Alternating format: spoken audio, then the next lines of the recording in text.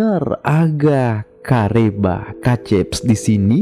Hidup hanya sekali, maka tidak ada lagi alasan untuk tidak hidup. Berjalanlah di atas garis kebenaran, lawan hawa nafsu, berkawanlah dengan takwa. Selamat menjadi saksi.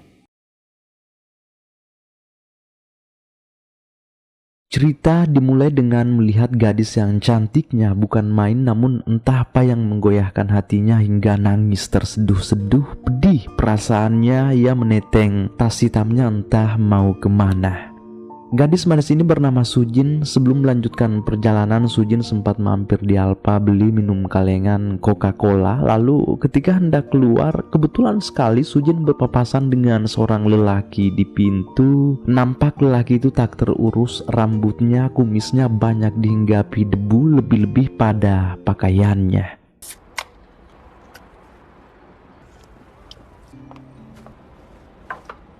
Si Sujin ini ternyata dari luar kota, sekarang ia telah pulang ke rumahnya, kembali bersenda gurau bareng keluarganya. Babenya Sujin ini bukan orang sembarangan, ia memiliki perusahaan konstruksi. Kala di suatu hari Sujin keluar bareng babenya, bahagia sekali mereka bisa kembali sama-sama. Lalu ketika ayahnya Sujin mampir sebentar untuk memantau bagaimana perkembangan pembangunan proyek yang digarap oleh perusahaannya, Sujin yang tinggal sendiri di dalam mobil menunggu ayahnya tiba-tiba kaget ketika ia melihat seorang pria ganteng lewat tepat di sampingnya sambil membakar rokoknya.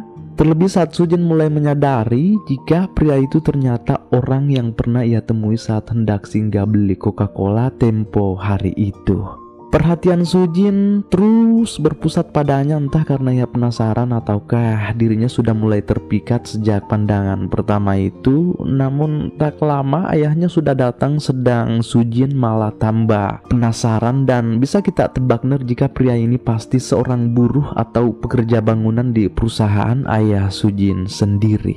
Sujin mau bertanya ke ayahnya untuk memastikan, tapi malu-malu juga. Hingga sekarang dirinya hanya bisa dibaluti rasa penasaran lebih, siapa sebenarnya pria itu.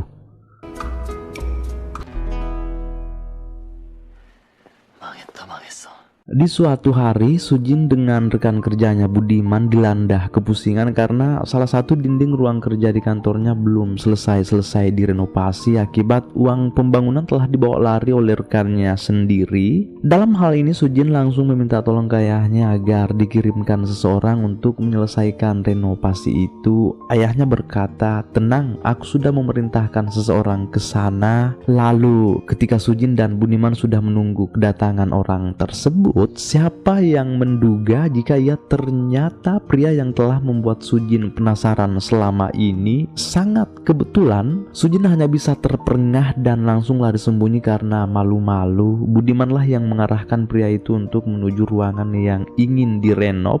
Sedang Sujin diam-diam datang memperhatikan pria itu dari balik kaca ketika sudah mulai mengerjakan dinding yang mandet.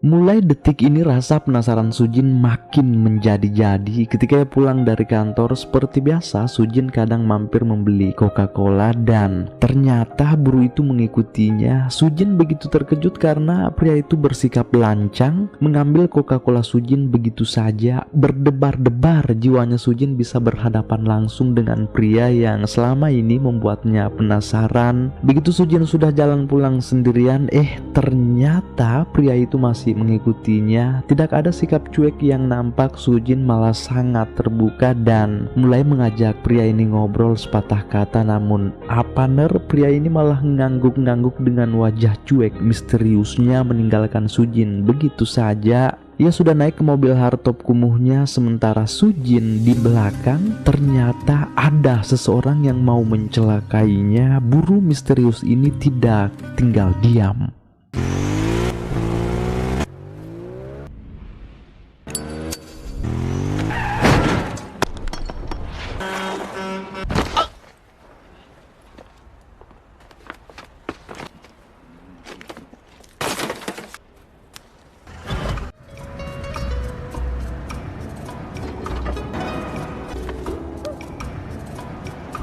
Disinilah rasa-rasanya sudah mulai tumbuh, bukan lagi ke penasaran lebih, namun sepertinya Sujin sudah mulai jatuh cinta. Terlebih jika kita perhatikan karakter pria ini memang idaman para wanita sekali, sederhana, cuek, cool, namun perhatian. Sujin melihatnya hanya bisa senyum-senyum sendiri. Sepanjang perjalanan banyak pertanyaan dari mulut Sujin, maksudnya ia ingin mengenal pria ini lebih dekat lagi, namun ya tidak sepatah kata pun jawaban. Pria ini malah fokus nyetir, kadang curi-curi perhatian juga ke arah Sujin.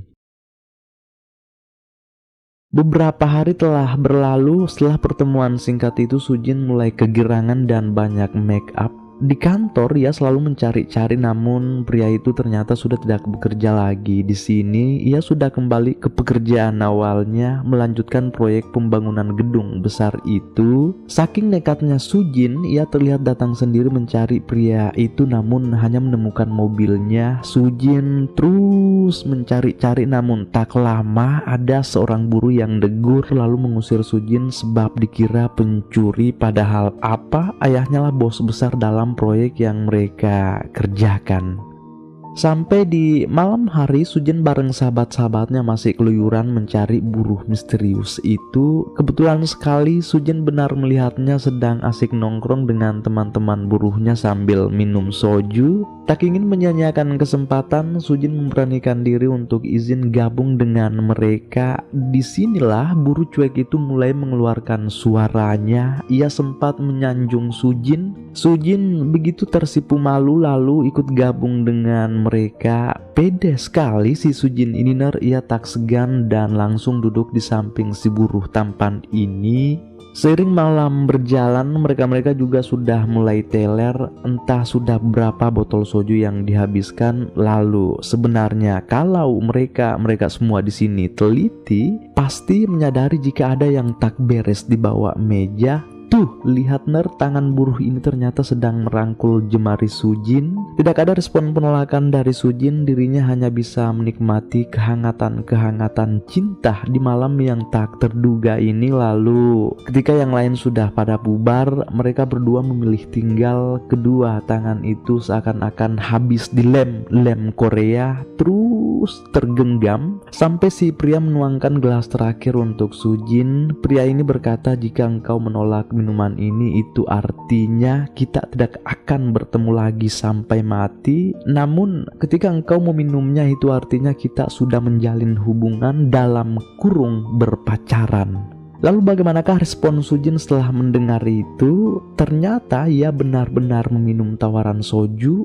Itu artinya Sujin telah menyepakati perjanjian dan telah menjadi kekasih hati dari pria yang duduk di sampingnya saat ini. Oh ya, pria ini bernama Choi. Nah, lalu setelah Sujin menghabiskan minuman di tangannya tanpa ragu, tanpa kebimbangan, Choi langsung lompat mengecup kedua bibir Sujin. Si pemilik warung hanya bisa pelangak-pelongo sambil terbawa suasana melihat cinta mereka bersemi di tempat sederhana ini.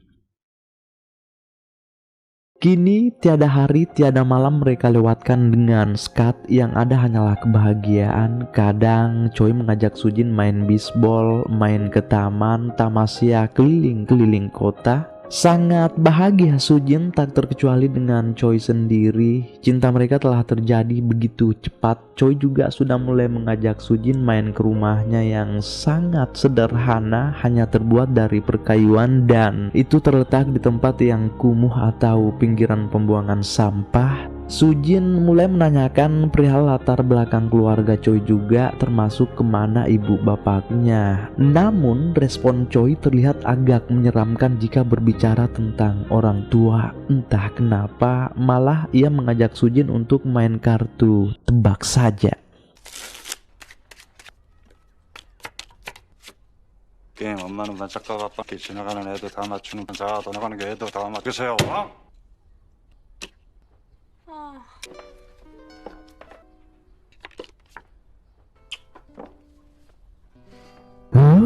Bergetar bulu bulu pantat saya melihat kemesraan mereka berdua. Sampai di suatu hari Choi mengajak Sujin jalan-jalan ke kampung halamannya. Mereka datang menghirup udara segar sambil berlarian ke sana kemari. Choi juga mengambil beberapa bahan-bahan dapur untuk persiapan beberapa hari ke depan. Perlu kita tahu juga jika Choi ini sebenarnya bukan hanya sekedar seorang buruh yang tugasnya hanya mengangkat semen dan pasir, namun ternyata ia juga seorang arsitek yang sangat handal dalam merancang dan mendesain konsep-konsep bangunan properti, entah itu rumah, kerajinan tangan, dan lain sebagainya. Senang sekali Sujin melihat pangerannya mengenakan jas hitam meskipun itu terlihat kaku. Setiap ada panggilan-panggilan untuk Choi menggarap pembangunan di perusahaan-perusahaan, Sujin selalu setia mengantar dan menemaninya. Senja telah bersaksi jika mereka berdua memang benar-benar saling mencintai, sampai babenya Sujin mulai curiga jika putrinya ini pasti sedang berbunga-bunga dan mulai memancing pertanyaan-pertanyaan sederhana. 뭐 하는 사람이야?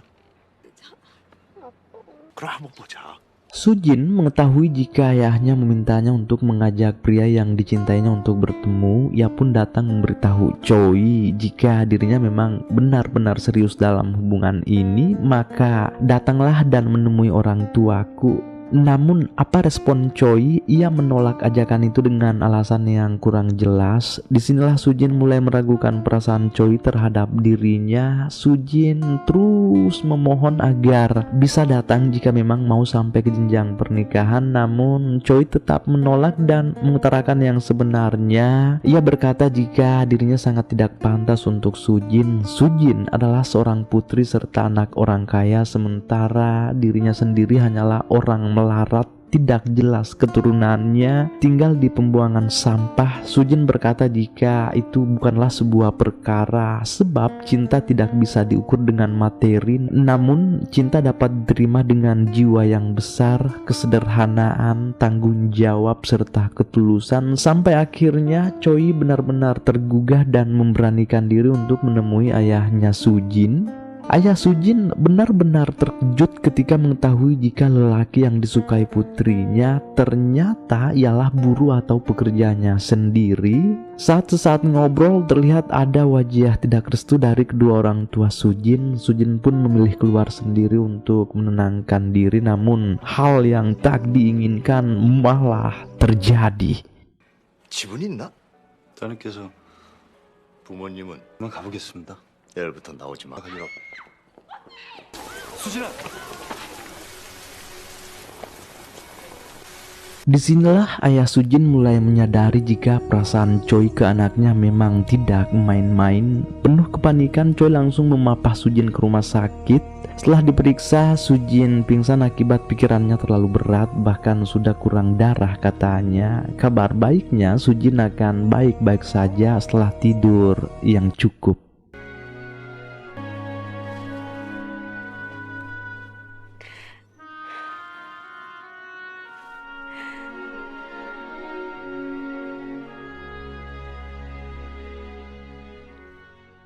Ya, singkat kisah Niner, kini Sujin dan Choi akan bersanding di pelaminan. Mereka telah benar-benar mendapat restu. Begitu anggun Sujin mengenakan gaun pengantinnya membuat Choi tersipu kasih. Pernikahan mereka berjalan lancar dan telah tinggal seatap di rumah sederhana Choi, menjalani hidup sebagai sepasang suami istri. 다 했어? 겨드랑이 발가락 씻은 것 같아. Choi telah menjalani kehidupan barunya sebagai seorang suami dan tetap menjalankan proses karirnya sebagai seorang arsitek.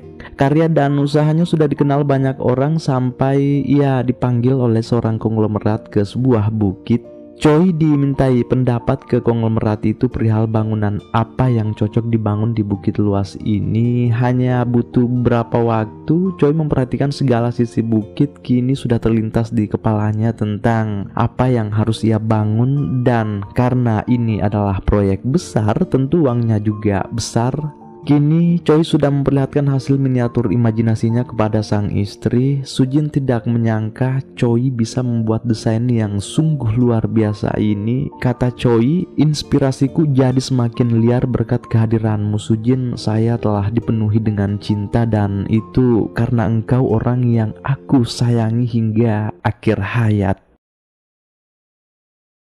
Beberapa hari telah berlalu, kini sudah memasuki tahap pembangunan. Konsepnya sungguh luar biasa besar. Semua bahan terbuat dari kayu namun baru separuh jadi. Dan karena Choi juga sudah mempunyai pemasukan, ia pun mulai merenov dapur rumahnya demi kenyamanan istri tercinta. Baru setelah Sujin pulang dari kerja di malam hari, dirinya amat takjub melihat dapurnya jadi lebih elegan seperti hasil dari sulapan. Beginilah Choi selalu memberikan yang terbaik untuk permata hatinya. Choi berjanji akan menjadi suami yang setia dan akan selalu memberi kehangatan di dalam atap sederhana mereka.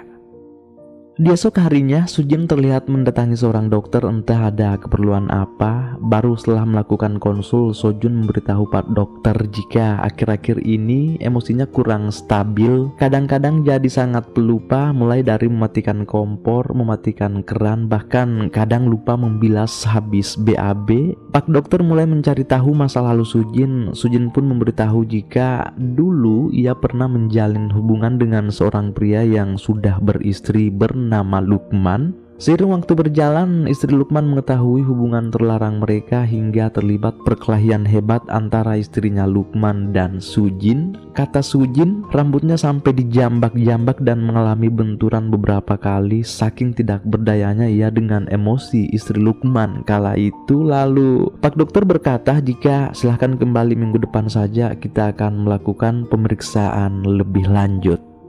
Choi di kantor ternyata sedang didatangi ibunya. Melihat ibunya kemarin entah kenapa Choi seperti melihat serangga yang harus ditepuk mati. Choi seakan-akan menyimpan dendam besar terhadap ibunya sendiri, entah apa yang telah terjadi di masa lalu. Cek per cek, ternyata Choi ini dibuang oleh orang tuanya dari sejak kecil karena masalah ekonomi dan lain sebagainya. Tiba di hari inilah sang ibu baru menemui anaknya selama bertahun-tahun lamanya, dan itu juga hanya untuk meminta uang karena mengetahui jika anaknya Choi sudah mulai sukses dalam karirnya sebagai seorang arsitek.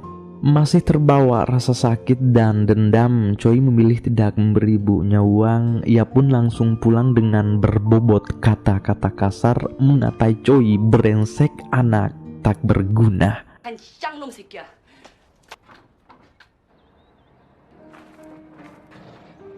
Tiba hari yang ditunggu-tunggu, tabungan juga sudah lumayan. Choi sudah mengajak Sujin untuk melihat lokasi pembangunan rumah untuk mereka berdua nantinya. Kerennya, Choi akan membangun istana untuk istri tercintanya di atas bukit ini. Mungkin ia dapat lahan juga dari si konglomerat. Bahagia sekali Sujin. Baginya ia sangat beruntung bisa dipertemukan dengan lelaki yang sungguh luar biasa penyayang, dan itu baru hadir setelah menjalin hubungan asmara dengan mantan kekasih lamanya Lukman. Namun ya, memang begitulah hidup, penuh benturan. Kadang kala kebahagiaan datang setelah kepahitan menerpa.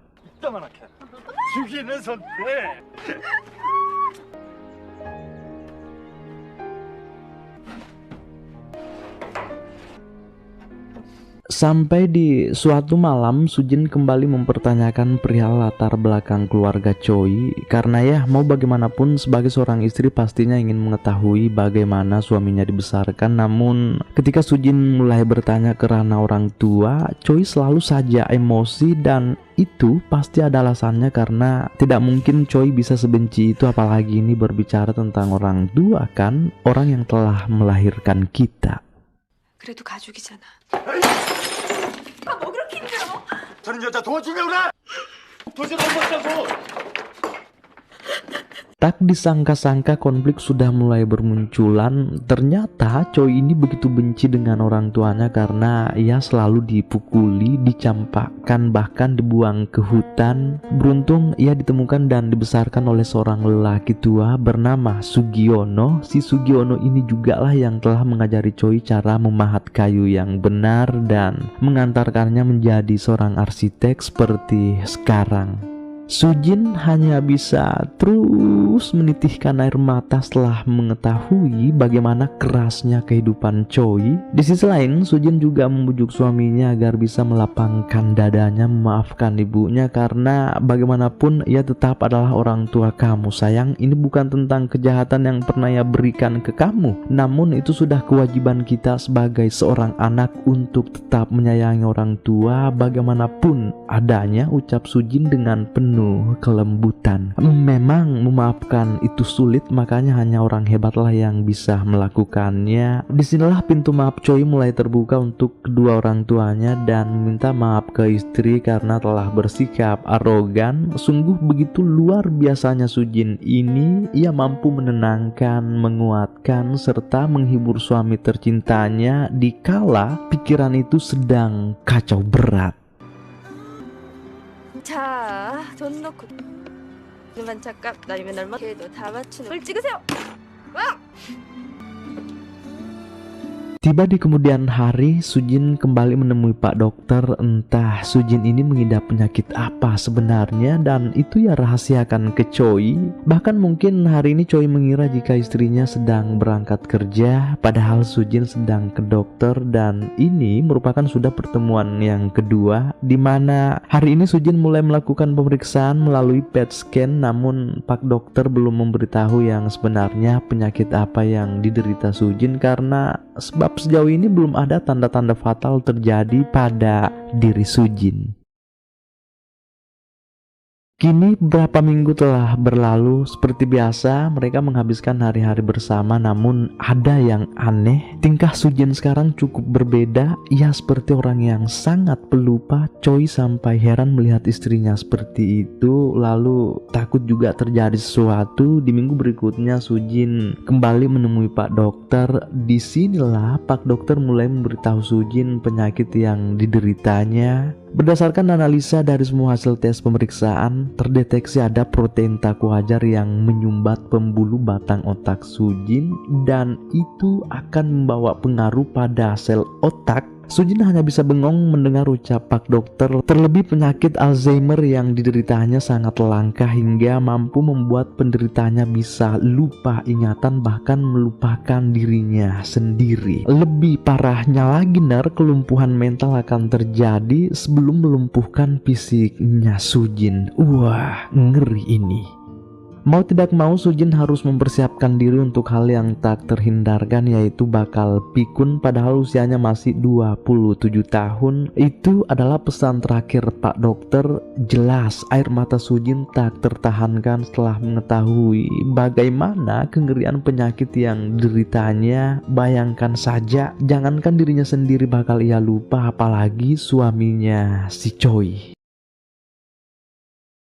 Merasa gejalanya mulai bermunculan di suatu malam yang sunyi, Sujin mengajak Choi ngobrol-ngobrol. Obrolan itu dibaluti pelukan hangat penuh kasih sayang. Dengan suara lembutnya Sujin, ia memberitahu Choi jika tidak mau bekerja lagi. Tentu Choi heran sebab itu tiba-tiba sekali katanya. Sujin pun beralasan jika ia mau berhenti kerja agar bisa tinggal di rumah dan mengurus rumah tangga dengan baik. Choi sah-sah saja, yang jelas itu dapat membuat Sujin merasa bahagia. Namun apa artinya semua kebahagiaan ini jika Sujin juga bakal melupakannya nanti kan? Terlebih bagaimana pedihnya jika penyakit yang diderita Sujin telah bocor ke Choi nantinya.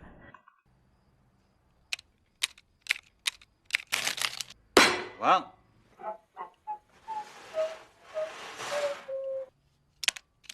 Kini Sujin benar-benar menjadi seorang istri yang hanya fokus mengurusi suaminya Tok. Kadang ia ke pasar membeli sayuran, mempersiapkan sarapan, memasangkan jas pujaan hatinya, sampai Choi merasa heran ketika membuka makanan yang dipersiapkan Sujin untuknya yang dibawa ke tempat kerja. Itu nasi semua, tidak ada sayuran sama sekali. Tiba di malam harinya Choi pun menemui Sujin yang ternyata sedang main bisbol sendiri. Ini Sujin lakukan untuk meredam stresnya, sedang Choi ingin memastikan soal nasi itu kenapa sampai bisa serupa. Dan karena Sujin sudah tidak sanggup menahannya sendiri juga, ia pun memberitahu Choi yang sebenarnya jika ia telah mengidap penyakit Alzheimer, dalam waktu dekat Sujin akan melupakan semua momen-momen manis yang pernah mereka ukir bersama. Daya ingatannya akan segera lumpuh. Mengetahui itu, Choi tak sanggup menahan air matanya. Hatinya seakan-akan dicincang sembilu, pedih, teriris, terluka. Hilang akal sehatnya Choi. Ia tidak akan pernah sanggup menerima kenyataan yang sudah di depan mata. Sampai kita lihat rumah mereka nyaris dipenuhi catatan-catatan kecil, itu guna untuk membantu Sujin meningkatkan daya ingatnya. Tak lama ada seseorang mengetuk pintu. Sujin langsung keluar mengeceknya. Ternyata itu adalah seorang lelaki. Kalau ada yang bertanya-tanya siapa orang ini, ia adalah si Lukman, mantan kekasih Sujin dahulu. Anehnya Sujin di sini terlihat menyambutnya dengan senyuman tanpa kaget sama sekali. Malah ia menarik Lukman masuk ke dalam rumah. Tahu-taunya ingatan Sujin sekarang sudah mulai lumpuh. Ia sudah melupakan suaminya sendiri, si Choi. Anehnya Sujin bisa mengingat masa lalunya dan mengira jika ia masih berhubungan dengan Lukman. Itulah mengapa Sujin di sini sangat respect dan menyikapi Lukman layaknya kekasih hatinya. Padahal apa ini semua hanyalah tipu daya penyakit yang dideritanya. Lalu di waktu yang sama Choi ternyata juga telah pulang kerja dan melihat Lukman yang mulai nakal dan mengajak Sujin manja-manjaan. Amarah Choi pun jelas tak tertahankan di sini.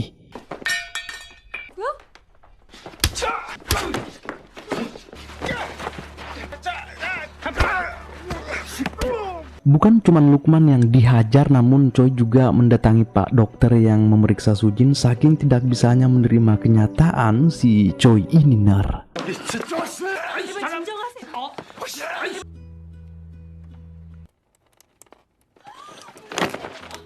Semakin parah, bahkan Sujin sudah tak menyadari jika ia lagi ngompol. Choi hanya bisa terus mendatangi istrinya yang terbaring di kasur. Yang bikin Choi sangat terpukul sebenarnya karena ia masih waras dalam ingatan, sedang istri tercinta yang ada di hadapannya sekarang betul-betul sudah tidak mengenalinya. Bayang-bayang yang ada di pikiran Sujin sekarang hanyalah masa lalunya dengan Lukman. Tiada hari, tiada malam yang dilalui Choi tanpa rasa sakit. Entah sudah berapa ember air mata yang berguguran darinya. Hatinya amat teriris, namun ia tidak menyerah. Choi akan berusaha dan terus mencari cara apapun yang jelas Sujin bisa sembuh dari penyakitnya. Perlahan-lahan Choi mulai mengajak Sujin untuk merefleksi kembali masa-masa di awal mereka bertemu dahulu, termasuk membeli Coca-Cola di tempat yang sama. Choi memajang foto-foto pernikahan mereka di dinding-dinding rumah. Hari demi hari segala upaya dilakukan Choi. Ia benar-benar tidak menyerah hingga Sujin perlahan mulai mengingat semuanya.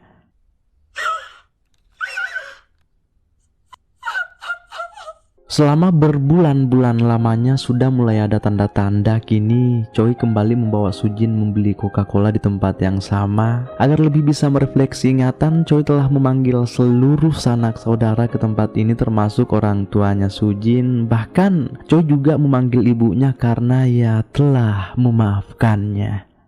천국인가요?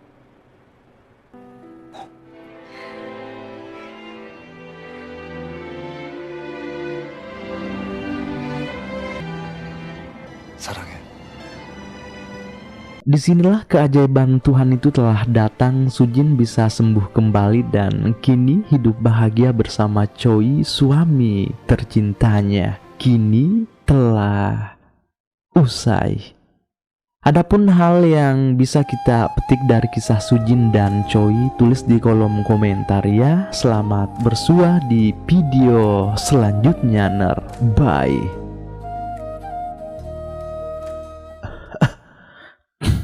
Our love was strong. Why carry on without me? And every time I try to fly, I fall without my wings. Feel so small. Guess I need you, baby. And And every time I see you in my dreams, I see your face haunting me. Guess I need you.